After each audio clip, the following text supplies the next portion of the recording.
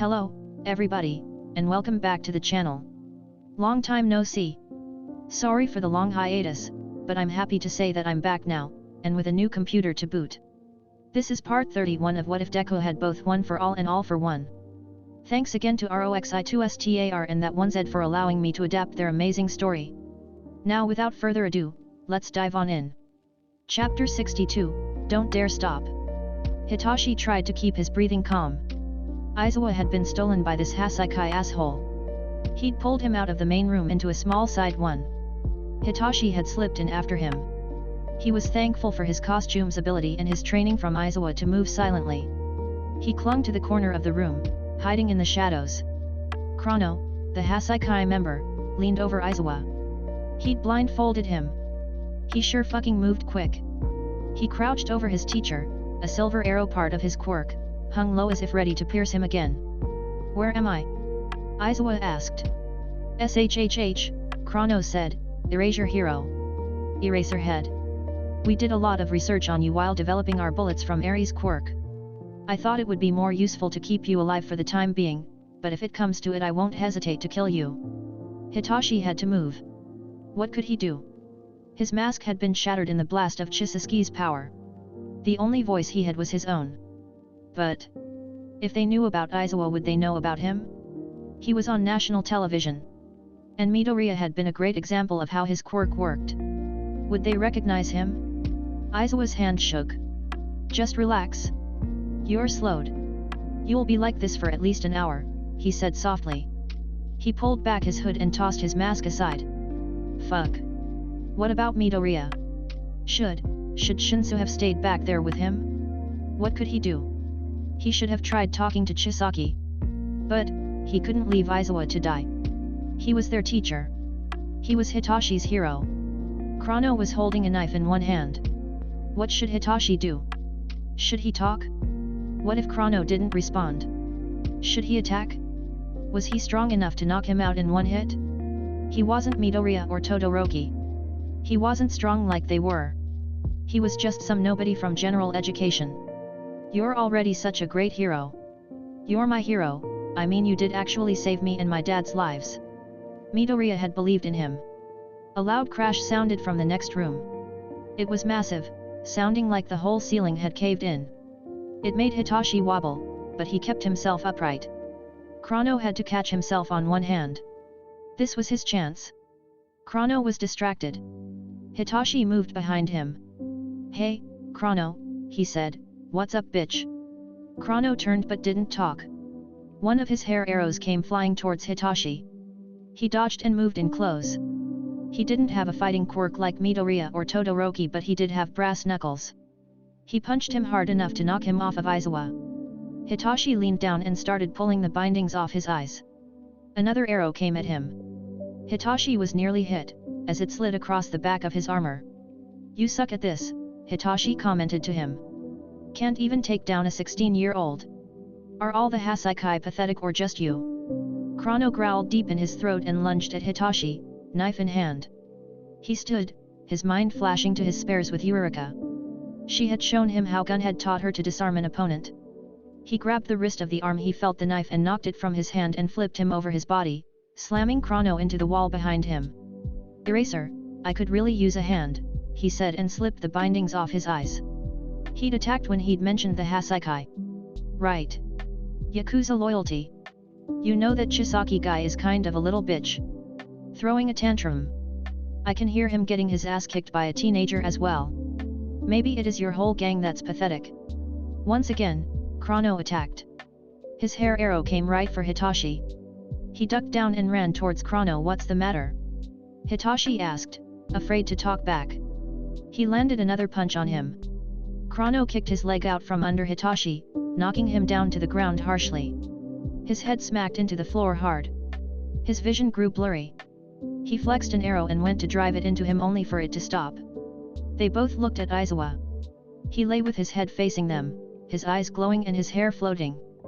Thanks. Hitachi said and with all his might punched Chrono right in between his legs.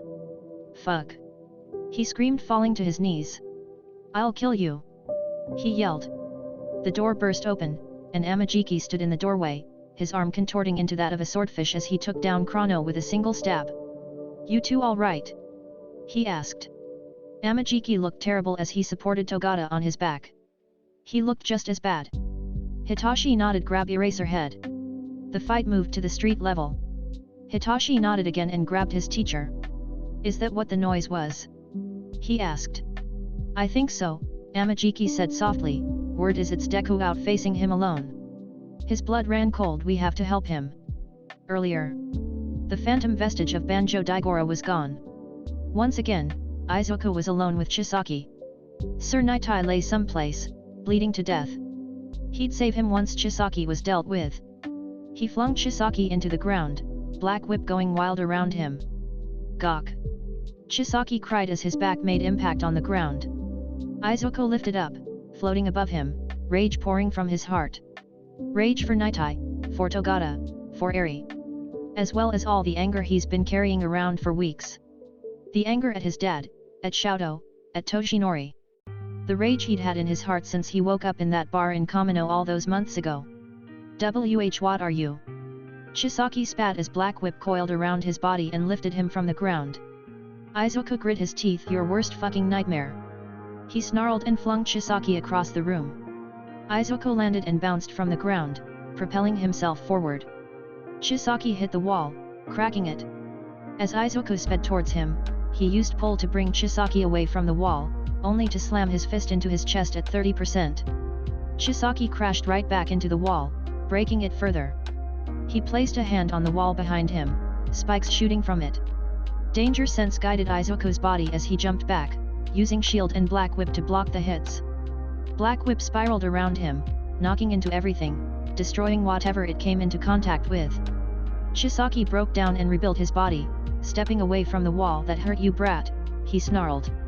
More spikes flying from the floor. "Fuck you." Izuku growled, his body transforming into his rabbit form in order to dodge the fast attacks in time. He bounced from spike to spike, squeaking all the while.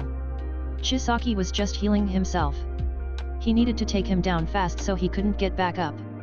Chisaki's eyes followed him, as he attempted to skewer him with his attacks. "Come here, little bunny," he growled. "Aren't you just full of surprises?" Izuku changed back into his normal form, reaching onto his utility belt and pulled the knife Himiko had left behind. He just needed Chisaki to draw blood and it would be over. He jumped off the wall, cracking it behind him as he dove for Chisaki, knife in hand. With his other hand, he motioned for Black Whip to wrap Chisaki. It bound around his arms. Chisaki strained against it, and Izuku had to fight to keep him restrained. He pounced, nearly jumping over Chisaki as he drove the knife into his back. "Ah-ah-ah-ah." Chisaki growled. He busted free from Black Whip and sent Izuku flying back. He crashed into the wall. "Enough of this!" he cried, before one of his hands morphed, a mouth now in his palm. "Eri. This will be another death on your hands. Is that really what you want? How dare you?" Izuku snarled, "I'm winning this fight. You won't be able to hurt her anymore," he growled. He shot forward like a bolt of lightning. Chisaki intercepted him with another wall spike.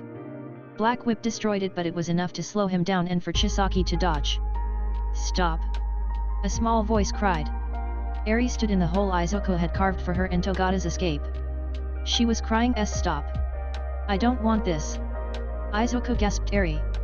he yelled, his Black Whip disappearing. "Leave! Go back to Lemillion!" The mouth on his hand spoke again. With a jolt, Izuku realized he was using a quirk of some kind. He thought about the Hasaikai members. Nemoto. Confession. Look at him, Eri. Fighting all alone. Do you think he can beat me? I don't, she whispered. So what should you do, Eri? Come back. Come back to you, she whispered, but please, make everyone better. If you fix them, I'll never leave again. Izuku's heart shattered. No. He stomped his foot. Eri. I never told you my name, he said, right? Do you want to know who I am? She hesitated, but eventually, she nodded. It's Deku. Do you know what Deku means? Chisaki laughed. He laughed hard. Oh my fucking god. He yelled, you named yourself useless. He cried, "That's the funniest thing I've ever heard." "It means." Izuku yelled, "I can. Because I'm Deku. You don't have to worry about me, Eri." He smiled, as bright as he could manage. "I'll never give up. Never give in." He stomped his foot on the ground, the reverberations shook the floor. "I fight until I win and I'll save everyone." "That means you, Eri." He pointed at her. "I'm going to save you."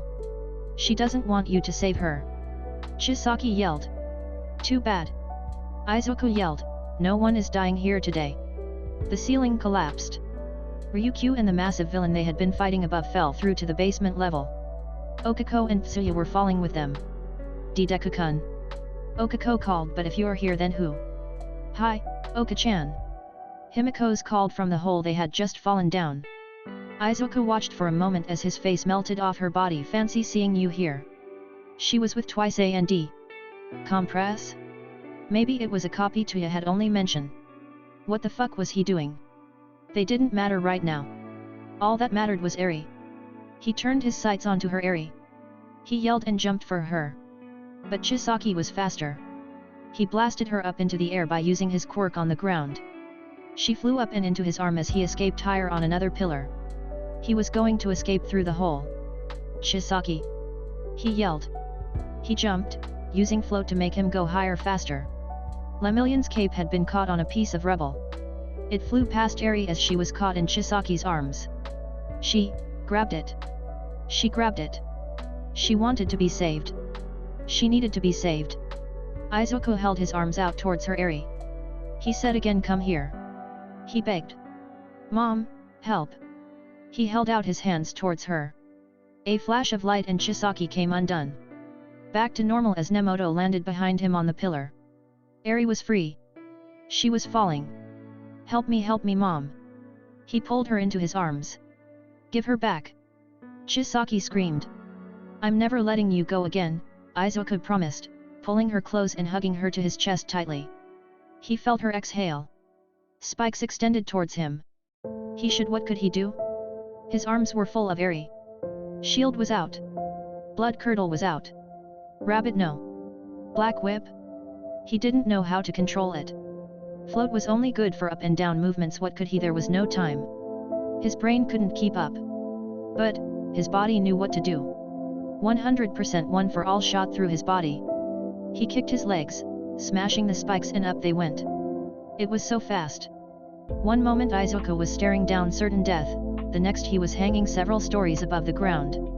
He looked down, gasping. What? I lost control, so how am I? His legs weren't broken. With float, he brought them back down to the ground. He kneeled down in front of Eri. "My body is burning." "No. It's cold. I didn't break any bones." He felt his neck. The place where Himiko had bitten him was healed. "Is this your power?" he asked her. Pain. Pain like he'd never felt before. It wasn't the familiar sensation of danger sense or the feeling of breaking his bones. Not even the hot nerve torture of All for One back in Kamino. This was different. It was like his body was being pulled apart from the inside out. "Eri can't control her own power," Chisaki's voice said. But it sounded wrong. Distant and monstrous. Something triggered it and she can't stop it. Chisaki emerged from the ground. He looked disgusting. His upper body was placed in the center of a new distorted body. It was huge, limbs everywhere. Izuku felt sick looking at it. Rewind. That's her power. She undoes people. Keep holding onto her and she'll rewind you into nothing. Give her to me. The only thing to stop her is taking her apart. Stay like that, Deku, and you'll die. She's cursed. No, Izuku growled. He pulled Eri onto his back and wrapped her around him with Lemillion's cape. A sort of odd calm spell had come over him. I get it. She healed me. The instant my legs shattered, she rewound me. Before I could even feel the pain. That's a blessing. He inhaled and went into his void. He unlocked the gate and let One for All run free. Unlimited 100%. He stomped his foot, the road cracking under him. His fingerless gloves came undone, the metal wiring snapping off and falling to the ground in a heap. Izuku could feel the energy course through his muscles. Pure, raw, and buzzing. I have a sense for it now. I can feel my body rewind. I'll just smash myself up faster than that, he growled. I'm sorry, Eri. But can I ask for your help? She gave the tiniest of nods. Right then. Izuku glared at Chisaki. Chisaki flinched under his gaze. For a moment, Izuku felt like his father. Not Midoriya Hisashi. Shiguraki Hisashi. He couldn't say he hated the feeling. Let's finish this. He took a step forward towards him. Let round 2 begin. Kai had never been this angry in his life. That dirty brat had his hands all over his prize. Didn't he see what Eri was? What Eri could truly do for superhuman society? No, of course not. Heroes never saw the big picture.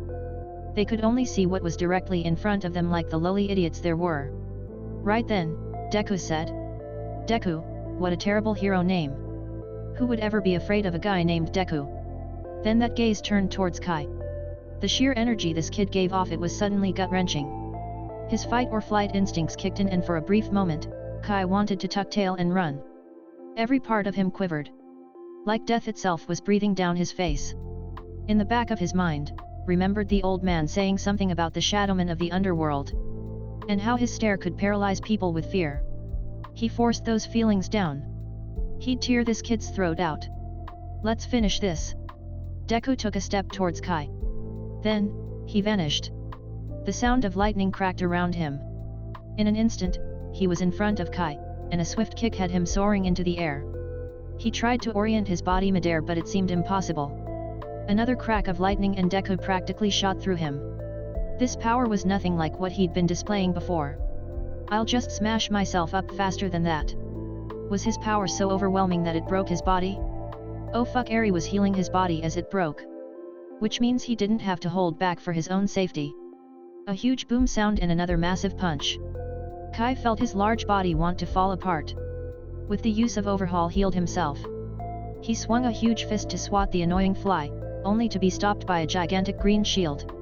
His attack rebuffed, Kai tried to make another attack only to feel his body being pulled closer towards Deku. Another hit. He was shot up into the air again. Another crack of lightning sounded. Deku was above him. The red cape and Eri's white hair swirling behind him. Those green eyes glinted in the morning light as the sun cast down upon him. It was the scariest thing Kai had ever seen. A rainfall of fists beat down on him. He couldn't pull away. He was being pulled right back towards Deku. He was a monster. An unrelenting force of nature. A natural goddamn disaster in the body of a child. Kai was going to die. This kid was going to kill him. He fell to the earth. Okako gathered Sir Nitai in her arms. Don't worry, sir. She said, we're going to get you out of here. With her quirk, they began to rise to the surface. She held her breath, trying to keep her stomach from spilling. Sir Nitai was hurt so badly. She was going to get him to an ambulance. He was going to live.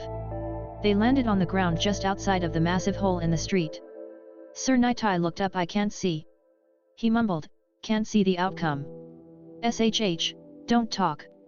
Please save your energy, sir. She said, a loud sound cracked above their heads. It sounded like lightning. She looked up and her jaw dropped.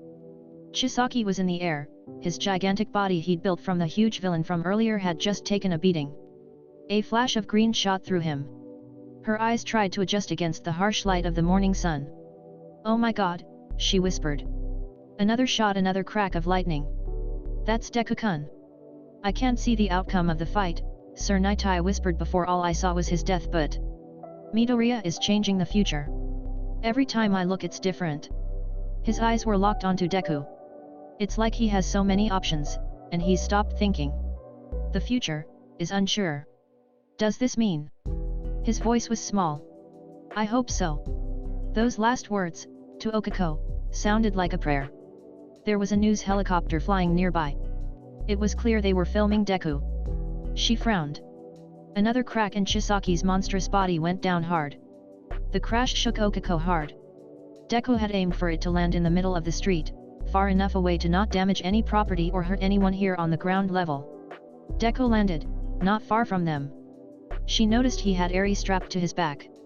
There was a large flash of white surrounding them. Chisaki wasn't completely down.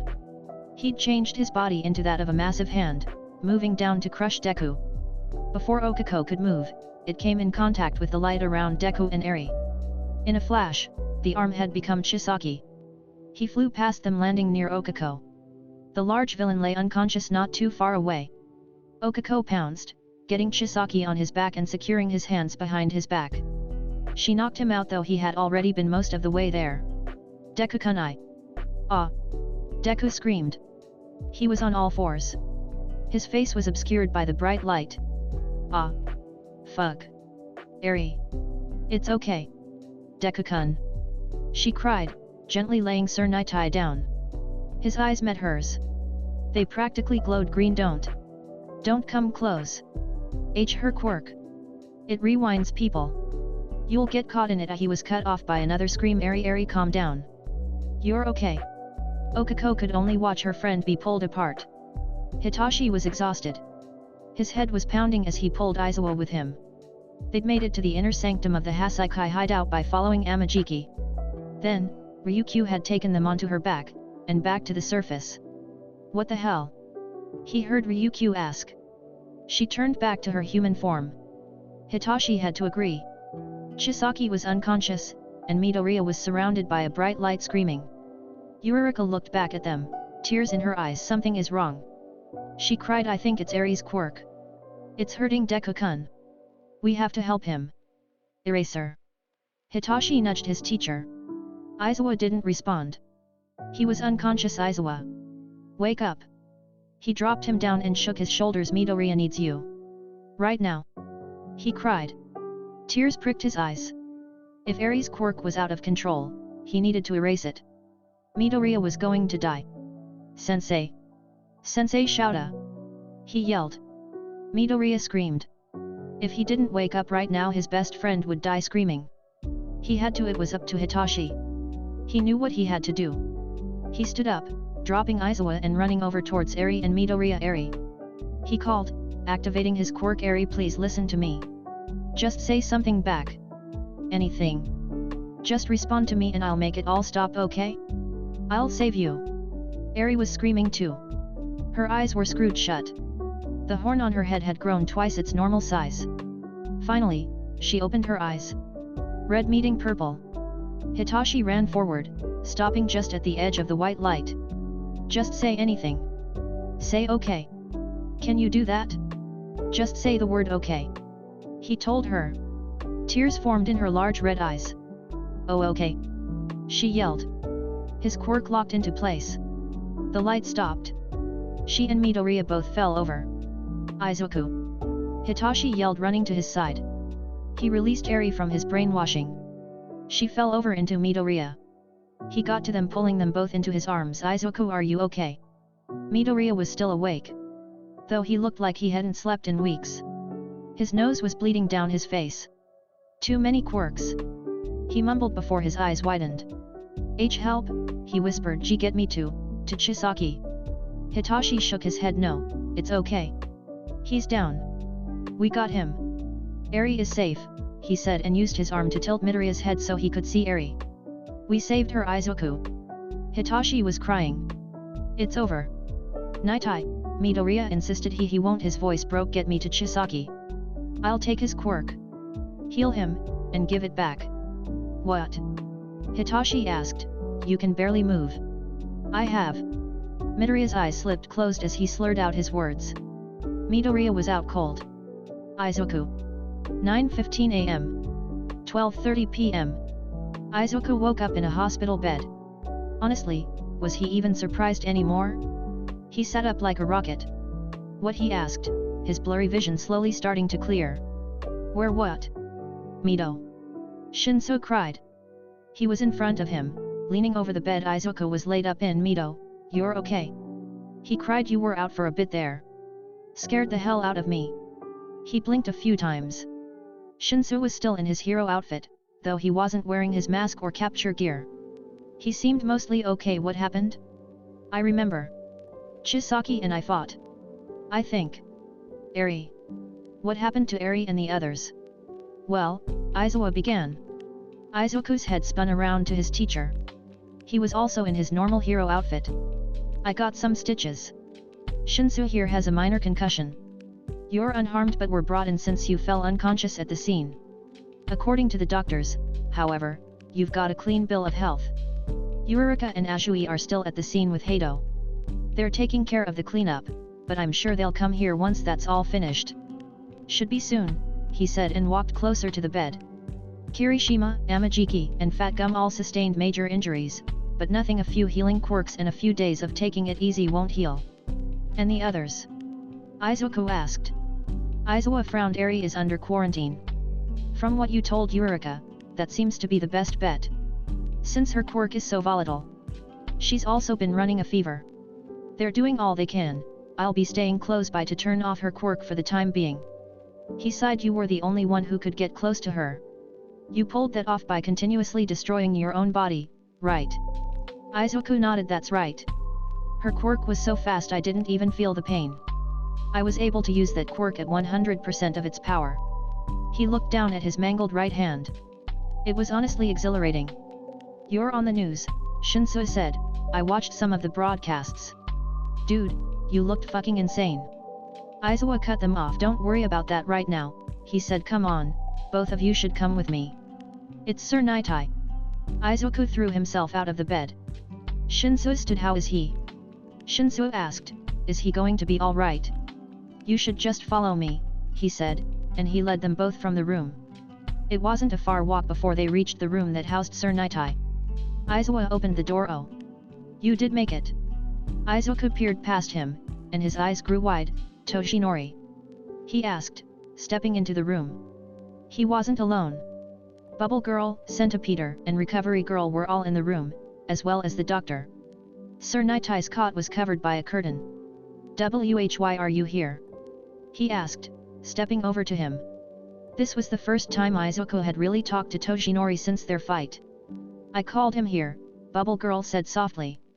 Her eyes were wet with tears. A bad feeling settled in his stomach. To Sir He All Might was always. She broke down, covering her face with her hands. There's nothing more we can do, the doctor said quietly. Recovery Girl sighed. Not even my quirk will be enough here.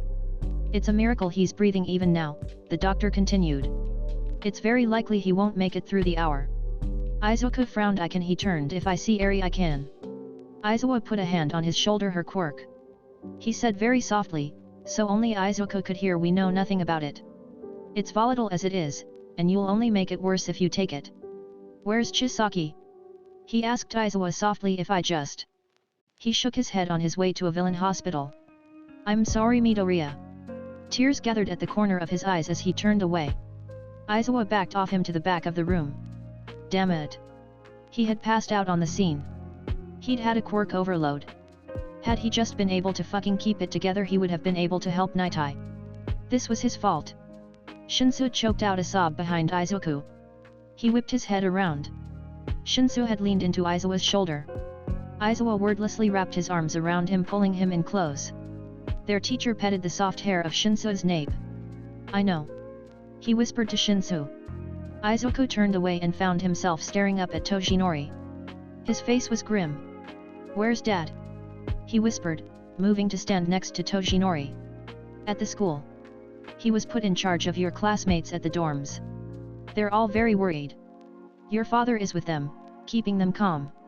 He'll be waiting for us there, he said softly. He hesitated before gently wrapping an arm around Izuku's shoulder. He leaned into his touch. Izuku. Can you help me? I don't want to face him alone, he said, his voice dropping down to a whisper so soft Izuku had to strain to hear him. He nodded, and turned them around, walking them towards Nightai's bed. He looked awful. An oxygen mask over his face, and all those tubes and wires sticking out of the gaping wound in his stomach. As well as his left arm having been completely amputated. Izuku let out a shuddering gasp, curling closer to Toshinori. Mirai. He whispered. Sir Nigthai looked up at them slowly. His gaze was soft and unfocused. All Might. Didn't feel like coming to see me until I was dying, hey. His voice was soft in a way Izuku had never heard before. It seemed, he was teasing Toshinori. I didn't know what to say. I had wronged you so badly that I... Sir Nightai, you have to hang in there. Izuku cried. I never fulfilled my promise to you. Shinsu and Togata-senpai still need you. I still need you. Toshinori still needs you. Please. Nightai chuckled. Relax. No need to be so uptight. I never held anything against you, All Might. You never had to say anything. His gaze turned to Izuku. Midoriya, you've already done so much more for me, he said, his eyes closing. All I ever wanted was your happiness. All Might. I spent so much time trying to find a way to change the future.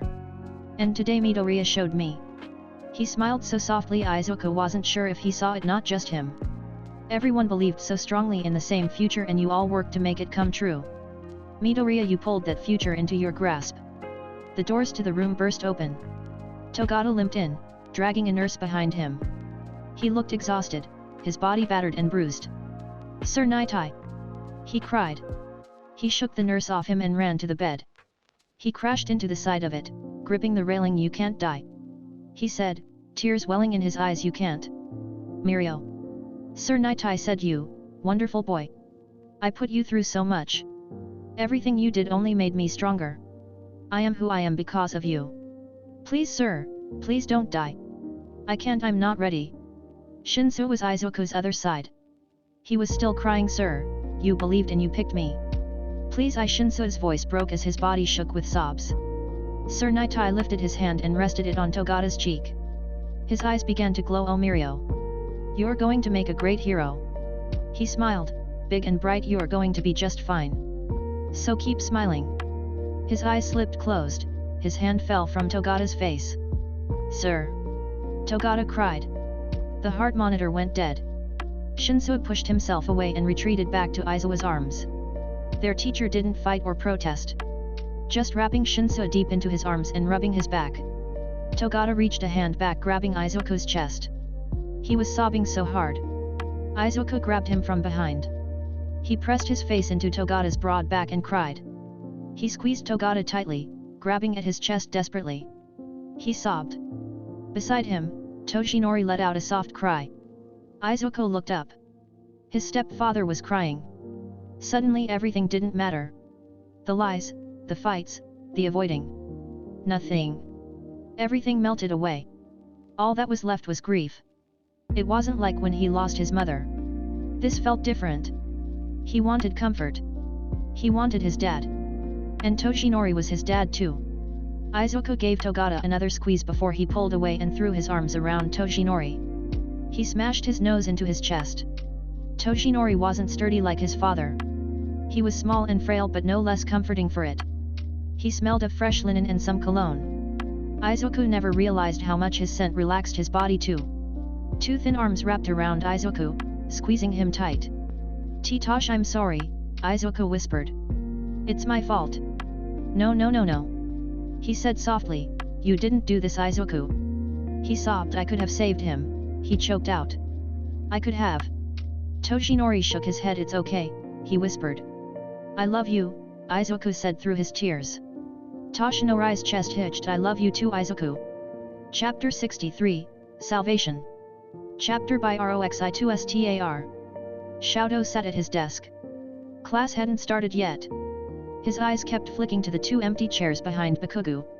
Shinsu and Izuku would be gone the whole day. He had no idea what they were doing. Well, he had some ideas. Saving a little girl. Though as to why their mission would need so many heroes was beyond him. Was this little girl that important? Not that a little girl wasn't important, but surely something that would take so many pro-hero agencies. Good morning Todoroki-kun, Ida greeted, stepping to stand near his desk. It looks like it's just us today. He nodded yes. All the others are busy with their work studies. He chewed on the side of his cheek. I'm nervous for them. Ida tilted his head. Why would you be nervous? He asked. I thought they couldn't talk about it. Izuku hasn't said anything, Shouto said, but the way he looks. The way Shinsu has been looking too. Not to mention all of their agencies are working together it seems. Oh, Ida said. Oh my, that is alarming. What on earth could they be up to? He asked. The door to the classroom opened. Good morning listeners. Present, Mike cried walking in. Your teacher is out today so I'm here in his place. Get to your seats because we are starting soon. He said. Ida placed his hand on Shouto's shoulder for a moment before he retreated to his seat. Many of his classmates gave their teacher a greeting. "Where's Aizawa-sensei?" Ojiro asked. "It's not like him to miss a class like this." Present Mike stood at the desk. "Yet, he's doing some work today. Even though we're your teachers, we're still pro-heroes. His services were needed on a mission. He should be back for class on Monday though." Aizawa was on a mission as well. Shoto raised his hand. "Is it the same mission the work-study students are on?" Well, Present Mike sighed. "Yet. It is." Kaminari's hand shot up. "Whoa, isn't that a lot of heroes on one mission?" He asked. "What the heck are they doing?" "That is classified." Present Mike said with a laugh. "Just try and put them aside for now. Your teacher and your friends are gonna be just fine. Let's just get into the lesson, shall we?" Shoto really tried to pay attention. He really did. But his eyes kept wandering back to that empty seat. His mind fixated on Izuku. What was he doing? Was he okay? He was going to hug him so hard later. If only for his own sake. Time seemed to crawl by. Present Mike continued on with the lesson. It was just after 9 when they were given some free time to work on a paper they'd been assigned earlier that week. He noticed Kaminari pull out his phone a few seats ahead and to the right. That wasn't unusual. Kaminari was always checking his phone during class. What was unusual was the loud gasp. "Oh my god," he cried and stood up. "Kaminari?" Present Mike asked. Kaminari wasn't listening. Instead, he had his phone on his desk. He seemed to be watching a news broadcast. He turned up the volume, loud enough even Shoto could hear it from his seat in the back row. "Reporting to you live from the uptown of Mustafu. The large villain is reported to be the head of the Shihasaikai, Chisaki Kai. His quirk is unknown. The hero currently engaged in battle with him is a work-study student from UA. Deku, or Midoriya Izuku." Shoto shot out of his chair. He stood over Kaminari's desk staring down at his phone. It was a live feed from a helicopter. On the screen was a massive villain, and flying around it was a streak of green. His heart leapt up into his throat. He grabbed Kaminari's phone and lifted it to his face. "The wind pressure is intense from here." A loud crack of lightning made the sound on the camera crack as the green flash crashed through the villain. "The sheer power from someone so young," the reporter said. "Why, this feels like All Might's level of power. It's nearly oppressive." "What's happening?" someone asked. "Midoriya is fighting a villain." Shoto couldn't breathe. Suddenly everything became static. He couldn't hear. His vision had shrunk to just the screen of Kaminari's phone. He was pretty sure he was having a panic attack. Someone was talking to him. There was a hand on his back but he couldn't discern who. "Oh my god," the reporter said. Izuku had crashed into the villain. The noise of the impact made the microphone of the news crew pop. The villain smacked into the ground. Izuku hung in the air for a moment. He must have been using float. The camera zoomed in on him. The green energy of One for All surrounded his body. With a jolt, Shoto realized he must have been using 100% of his power. There was something on his back. It was hard to make out on the phone but a white light surrounded his body. Izuku dropped quickly but the new helicopter moved in. It showed a destroyed street and a huge hole in the ground. The huge villain had transformed into a hand, now attempting to crush Izuku who had just landed. However, as soon as it got close to him it transformed. 2 people spat out of it. One was a massive man who landed unconscious, the other was a young man. He landed near 2 people, one of whom Shoto recognized as Eureka. She quickly dispatched him. "The villain has been defeated," the reporter said. "Deku, something seems wrong." The white light had gotten brighter. The camera tried to zoom in but the light obscured the shot. Izuku had fallen onto his knees it seemed. In a moment, a flash of black zipped across towards him. Shinsu. Something happened, and then the light faded. Shinsu had Izuku in his arms. As well as a little girl. "Amazing!"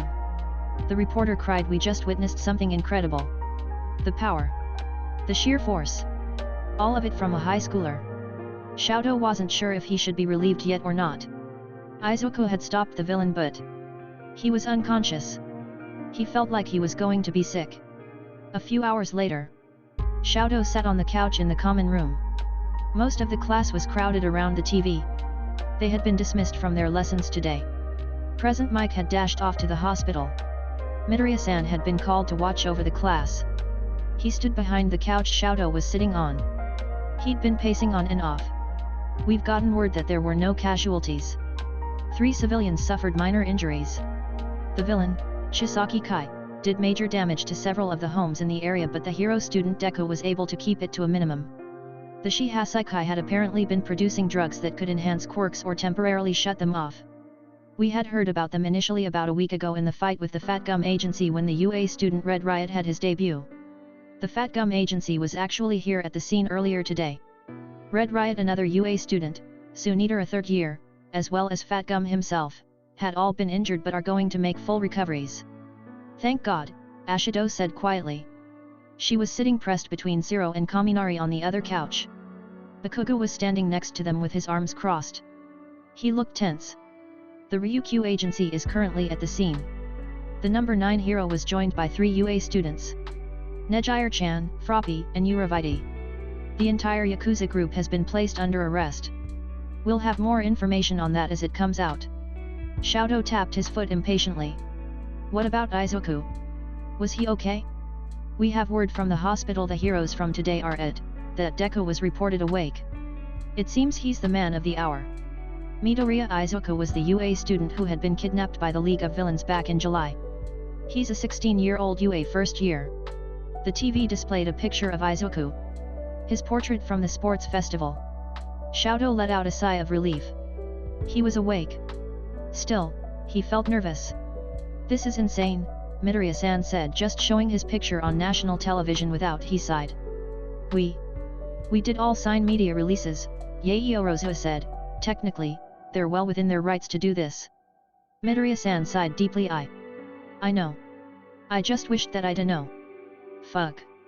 I had no idea Midoriya had that kind of strength, Zero said, leaning forward. The way he was moving, it was crazy.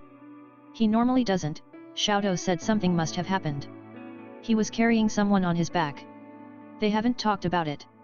I think it was a child, which is why they must not be talking about it. He is the son of the quirk consultant Midoriya Hisashi, who is currently dating the retired number 1 pro hero, All Might. All Might of course is also a teacher at UA and was the one who rescued Midoriya Izuku this summer. He had actually made an impact earlier this year at the UA Sports Festival. The screen changed to show footage from the obstacle race. It was the shot of Izuku using Shouto and Bakugo as a springboard, coming in first place in the first 2 rounds. It took until the number 2 hero Endeavor's son, Todoroki Shouto, to take him out in a massive display of power. The footage showed the final clash in their fight. Shouto's knuckles had turned white from gripping the material of his pants. However, the sheer level of strength shown here today is that of All Might's level. It's unsure if this is something he's always been capable of. This was a mission to take down a drug lord. It's entirely possible that he had been drugged by the quirk-enhancing drug. Even if he had, this is still awe-inspiring. I think we can all agree that the idea that someone out there could take All Might's place is a comforting one. Can't believe Midoriya-san began again. Breaking news. A heartbreaking tragedy. Sir Nitai has been pronounced dead at 38. Several students gasped. All Might's former sidekick tragically lost his life during the battle. As it stands, he is the only casualty from the incident. We'll update you live as we get more information. Oh no, Midoriya-san said. Shouto was inclined to agree. Izuku sat curled up and pressed into Toshinorai's side. The soft smell of linen filled his nose. The sun had set outside. They were going to be taken back to the school soon. Since most of their injuries were minor or healed easily, there was no reason for them to stay. Toshinori smoothed the hair out of his face gently, just like Dad always did. Izuku could tell he was upset, but doing a pretty decent job of holding it together. He supposed that was a side effect of being a hero. You watched a lot of people die. Aizawa walked into the waiting room, Shinsuo at his heels. That should be all the discharge paperwork, he said. Kirishima is just getting changed, and Yurika and Ashui will be meeting you there. I'm going to stay here a while longer, Toshinori said. Togata is still being kept, and I promised Bubble Girl I'd help with some of Mirai's final arrangements. Tell your dad I should be home late tonight though, alright? He kissed Izuku's head. He nodded. Can't I stay until Eri wakes up? He asked. It wouldn't change anything, Aizawa said. I'm staying here to help monitor her in the meantime, so I promise you kids will be told if anything happens, alright? Now get your stuff and go back to the dorms. I'm sure your friends are all waiting. Right. Izuku didn't have his phone. They'd been ordered to keep them at the dorms. He knew the Shihasaikai incident was all over the news, though he'd been avoiding it. Xiaodo must be worried sick, right? Can we say goodbye to Togata-senpai? Yeah, can we? Shinsuo asked. That's fine. Make it quick though. He's probably exhausted. Izuku nodded and grabbed Shinsuo by the arm. I'll see you later, Toshinori, okay? His stepfather waved goodbye. The two of them made their way to Togata's room. Izuku gave a knock. Come in. A cheery voice called. Izuku and Shinsuo shared a look before they opened the door. Togata was on his back, his legs in the air doing bicycle kicks. Hey guys. Heading back to the dorms? And you came to say goodbye? Oh man, my little cowherha are the best. Dude, Shinsuo said. Are you okay? He asked. No. Togata smiled. Well. His smile faded. I am, but I lost my quirk, my mentor is dead. I have no reason to smile. But that's exactly why I have to. He sat up properly and turned to face them. I can't be weepy. Not when Sir said I'd make a fine hero someday. His face softened into a much less forced smile, so I have to trust him. Don't I? Izuku felt tears pricking the corners of his eyes. Togata really was the perfect hero. He could help. He had to help his senpai.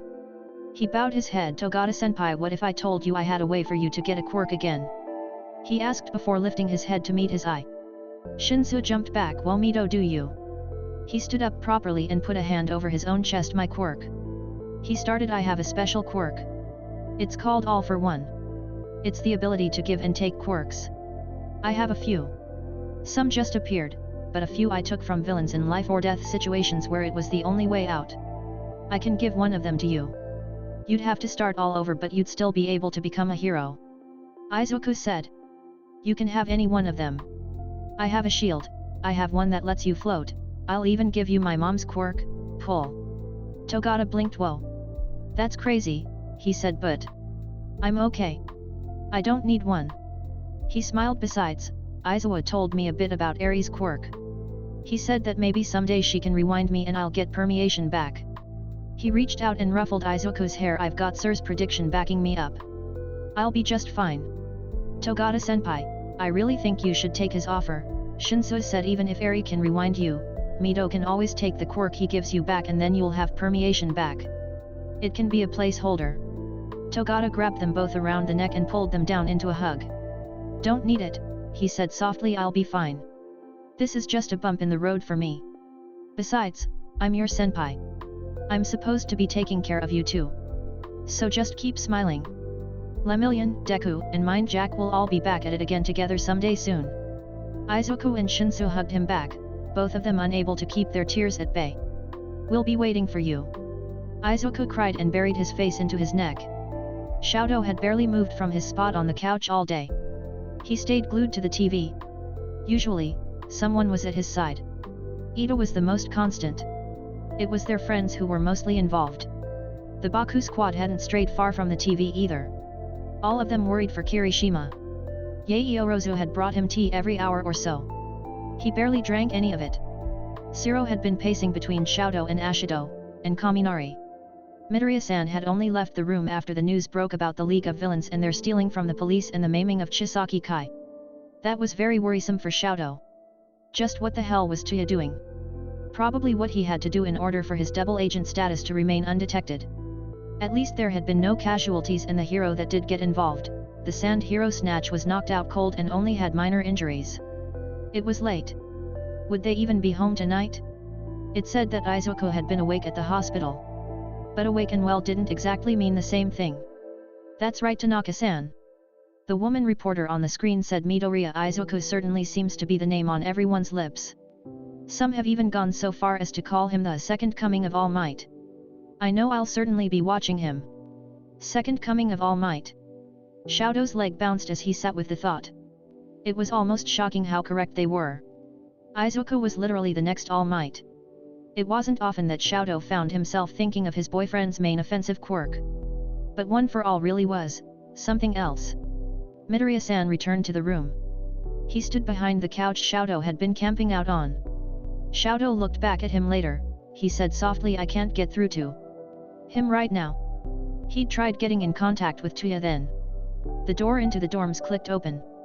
Xiaodo bolted from his spot on the couch. He nearly pushed past Midoriya-san as his gaze turned to the door. Yurika and Ashui had come in first, Kirishima right behind them. But behind him, Xiaodo's vision had zeroed in. Shinsu and Izuku were in the back. Izuku, Xiaodo cried. Those in his way practically jumped out of it. Izuku smiled softly as Xiaodo ran to him. Xiaodo scooped him up into his arms. You're okay, he whispered. You're here. He held him flush to his chest, breathing in the scent of apples. Izuku was floating in his arms and wrapped his own around Xiaodo's neck. I'm safe. We're all okay, he whispered. Xiaodo pulled back from their embrace only to pull Izuku into a deep kiss. He held him tightly as if he'd disappear from his grip. I love you, Xiaodo whispered to him. The rest of the class had followed him. Hagakure had pulled Yurika and Ashui into a hug. Bakugo was yelling something at Kirishima, though he made eye contact with Izuku for a moment, then back to yelling. Dude! Shiro cried, grabbing Kirishima from Bakugo. Why didn't you tell us what was going on? We couldn't, he said. There was a gag order and Kaminari shot through the crowd like a bolt of lightning. He stopped in front of Shinsu. Hey, Denki, Shinsu said softly. I'm MPH. Kaminari kissed him. Shinsu's eyes were wide in shock. He closed them and grabbed Kaminari by the arms and kissed him back. He leaned over him, dipping Kaminari back a little. Kaminari's quirk must have activated slightly. Shinsu's already fluffy hair was standing straight up on its ends. Izuku giggled and pressed his face into Xiaodo's neck. He only pulled him closer. Eventually, the two kissing broke apart, very pink in the face. Well, Shinsu said softly. Hello to you too. Kaminari's face was bright red. Well, I just... Shinsu chuckled softly. Let's talk about this later, yet. He pressed a kiss to Kaminari's forehead. It's been a long fucking day. Eden's voice rang through the room. Everyone, we should back up and let them have some space. These five had a very long and hard day today. We should respect them and give them lots of space. Sato did, however, bake a cake for all of you. That's super nice, Yurika said. I'm starving. We can get some more food for you, Midoriya-san said, approaching the group. Dad! Izuku cried. Gently he untangled himself from Xiaodo and threw himself into his father's arms. Tosh said. He nodded. I know. He texted me, he said. You're hungry, right? Class rep, I'm going to go buy and pick up takeout for everyone from Akira's. Can you take orders for me? Yes sir. Ida cried. Izuku smiled up at his father. Man. I haven't had Akira's in God, months. He laughed. He glanced back at Xiaodo and held out his hand gently. Xiaodo put his right in it. Go sit down, his dad ordered. All five of you must be exhausted. Someone turn that garbage off and put on something better. Let them sit down, he said. Xiaodo, make Izuku sit down and relax. He nodded. I'm not letting him out of my sight, Xiaodo responded. Bunny, come on. You should get off your feet. It wasn't long until Xiaodo had Izuku curled up against him. Izuku had gotten changed into his favorite sweater, the cute green rabbit one Xiaodo had gotten him for his birthday. Xiaodo loved Izuku in that sweater. It made him look soft and cute. It drove him wild. They were tucked up under a plush All Might blanket. Ashido and Hagakure were having an argument over what movie to put on. I agree The Rescuers is an underrated classic, Mina, but they just did a rescue mission. Hagakure said quietly, but maybe we should watch something more low stakes. The Sword in the Stone is a snooze fest. Ashido shot back. They need a snooze fest. Yurika laughed quietly from her spot on the other couch. She and Ashui were snuggled up together. You guys really don't have to worry that much. Anything is fine, she said and leaned her head into Ashui's hair. I'm fine with any movie, honestly, Izuku said.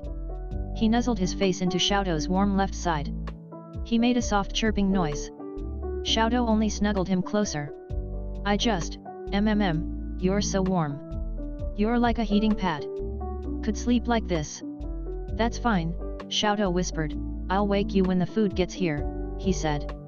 No sooner did the words leave his mouth did Izuku's breathing even and his arms clung to Xiaodo. The telltale sign he was out cold. He kissed his head right where tan skin met green curls. The girls were all watching them. I can't believe that so much power is stored in that little body, Hagakure said on the news. He looked. She trailed off, holding the sleeve of her coat up to where her face must have been. In person, it looked insane, Yurika said quietly. I was on the street with Sir, she broke, tears streaming down her eyes. Okiko. Ashui said softly. The other two girls rushed to her side. It's okay. Yurika shook her head. I held him in my arms. She cried. If I had just been a little faster maybe. She buried her face into her hands.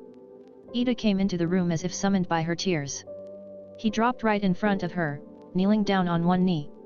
Shoudo thought he looked rather like a knight. Yurika-san, he whispered softly. Gently, he took her hands and held them in his own. Ashui leaned her face into Yurika's neck. Shoudo would jump up and join them, but he had his arms rather full at the moment. It's all right, he said. Sometimes, as heroes, there are going to be people you cannot save. I understand that there is this feeling of helplessness. I felt very similarly when my older brother was paralyzed. But you have to understand there was nothing that you could have done to change that situation. She leaned down until their foreheads knocked together. Ida smiled softly, his eyes slipping closed. Shoudo leaned his face into Izuku's curls. He smelled like his silly vanilla-scented all-night shampoo and that soft apple smell. He pulled him in tighter. Hagakure was right. It was downright frightening how strong Izuku was. She didn't even know the half of it. Izuku was stronger than all of them combined, and then some. He had the potential to be the strongest being on the planet. Shoudo shuddered at the idea that All for One was still alive. He was in prison, but if he ever escaped, well then. It would be devastating. He was very glad Izuku was the kind soul he was. Izuku was still sleepy when he was stuffing his face with katsudon. Everyone was sitting at the dining room tables, all happily eating. Those who hadn't ever experienced the gourmet cooking of Akira-san were loving it. Izuku nearly cried when the explosion of flavor hit his mouth. He realized he hadn't eaten Akira's since he moved into the dorms. Shoudo nudged him gently. Want some of my soba? He asked, already holding up a bite for him. Izuku smiled and opened his mouth, allowing Shoudo to feed him. Is it good? He asked, rubbing his back gently. Shoudo was so wonderful. He hadn't left Izuku's side since they all returned. What on earth had he done to deserve him? Izuku, I'm heading home, Dad said, stopping behind his seat. Are you okay to go to your therapy appointment tomorrow? He'd completely forgotten. Oh. He blinked. Yeah, that's fine. Don't worry, Dad continued, it's just intake. You won't be doing any deep emotional dives tomorrow. Just answering some basic questions and getting to know each other, that's all. I can handle that, Izuku said softly. Yeah, easy peasy. Okay. Then I guess you're picking me up. Dad nodded. Okay. See you tomorrow. He stood and hugged his father. Love you. Tell Tosh I love him too. Dad smiled. Of course. I love you too, Izu. Good night. He waved before leaving. But before Izuku could sit back down, Kaken approached. Oi, Kaken said, gently punching Izuku in the arm. I'm going to bed. Got extra lessons in the morning, he said, glad you're not dead. Izuku smiled. I love you too, Kaken, he teased. Yeah, go to bed old man. I'll see you tomorrow. You should consider it too, icy hot. Who knows what fresh horrors await us in the morning, Kaken grumbled before walking away. Oh Xiao-chan, he's right, Izuku said. You should get some sleep. Shoudo shook his head. I'm staying with you, he said, I'll go to bed when you do. Izuku chuckled and took his seat after dinner. Then yet? I'm exhausted. He knocked their knees together. Today has been a lot. He smiled up at his boyfriend. Yet I'm feeling pretty hopeful. That's good. Eri is safe. I'm very sad about Sir Nitai, but Togata-senpai is right. He asked us to keep smiling. Because that's what a hero does, right? They smile and make people feel better. Once Eri is out of the hospital, I'm going to do everything I can to make her happy, he said. I told her I'd never let her out of my arms again. And while I definitely won't be holding her 24/7, I do want to be with her every step of the way to her recovery. Shoudo smiled softly. That's kind of you. He laced their fingers together. I'll be there for every step of yours. That's a nice thought, Izuku said, that people are there for each other like that. I have you, you have me. I have Eri. Dad and Tosh have each other. We're all here for each other. A net of safety and love. That is rather nice, Xiaodou mused. It's salvation. Izuku said, that's the word. Xiaodou raised an eyebrow. Salvation? He asked. You know, perseverance from harm. A sort of healing. He took a bite full of katsudon. You're my salvation, Xiaodou. His face turned pink, and he leaned down pressing a kiss to Izuku's lips. The rest of the table politely ignored them. I love you, more than anything, he whispered. Izuku giggled, I love you too. Alright, y'all. That wraps up the first video back. What did you think? Hope you enjoyed. If you have any questions or comments, make sure to leave them in the comments section down below. I do my best to answer each and every comment. Ciao for now.